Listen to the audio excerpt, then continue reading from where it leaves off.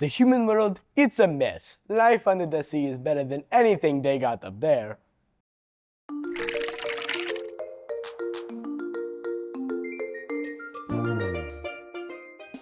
My name's Andrew Hanna. I'm in 8th grade and I play Sebastian. He's a crab, he's a crustacean of sorts. He is the royal advisor and the person who watches over Ariel because she can't stay out of trouble. I'm Mariah, I'm in 8th grade and I play Ariel.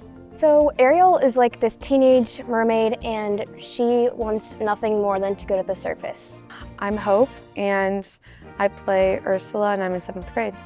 Ursula's a very sassy, mean character who's the villain in the show, and it's just this character that you sort of love but hate.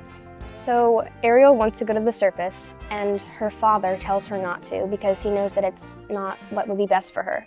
So she visits a witch who casts a spell on her, but she didn't read the fine print, so now she lost her voice. I love the part when Ursula says, don't be shy, Ariel darling. And she's sort of you can trust me, you're welcome to be with me. Jesus is kind of like Ariel's father. He tries to lead us away from that sin and temptation, and Ursula is kind of like the devil that wants to pull us into it. But we need to do our best to stay away from it because Jesus knows our plan for us, and he knows what would be best in our lives. I feel like throughout the whole show, you're really drawn into the storyline. You really are intrigued to know what happens next. Just constantly, you're like, oh, this fight with good and evil, which side's gonna win?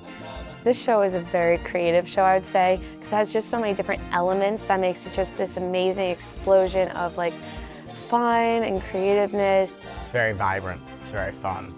Each scene feels different. It's like an hour long and you'll enjoy it. Hope to see you there.